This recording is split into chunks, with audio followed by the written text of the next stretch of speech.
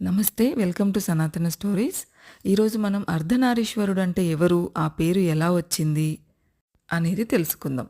పార్వతీ పరమేశ్వరులు ఒకటిగా ఉండడాన్ని అర్ధనారీశ్వరము అని హిందూ పురాణాలలో చెప్పబడినది.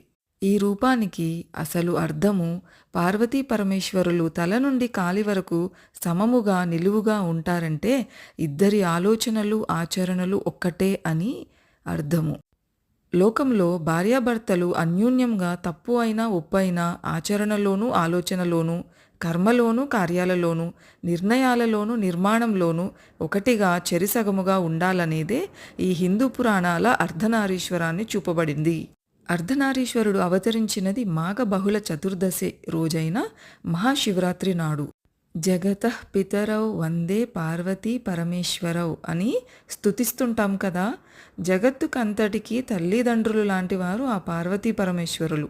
ఈ ఆది దంపతులిద్దరూ దేహాన్ని పంచుకొని అర్ధనారీశ్వర అవతారంలో కనిపించడం కూడా మనందరికీ తెలిసిందే. ఇంతకీ ఆ శివుడు అర్ధనారీశ్వరుడు ఎప్పుడయ్యాడు, ఆ అమ్మకు తన దేహంలో సగభాగాన్ని ఎలా కల్పించాడు, అసలు దాని వెనుక ఉన్న కారణాలేమిటి అనేది మనం తెలుసుకుందాం. ఇది శివపురాణంలోని శతరుద్ర సంహితంలో కనిపిస్తుంది. నందీశ్వరుడు బ్రహ్మ మానసపుత్రుడైన సనత్కుమారుడికి ఈ కథను వివరించాడు. పూర్వం బ్రహ్మదేవుడు ప్రజలను వృద్ధి చేయటం కోసం తనదైన పద్ధతిలో సృష్టిని చేయసాగాడు.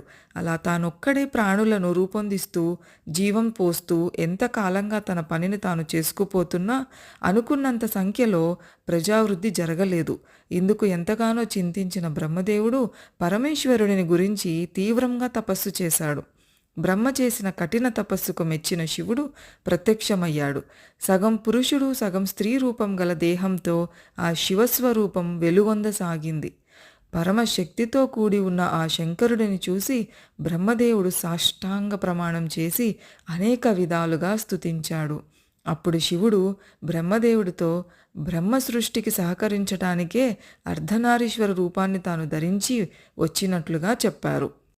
అలా పలుకుతున్న శివుడి పార్శ్వభాగం నుంచి ఉమాదేవి బయటికి వచ్చింది.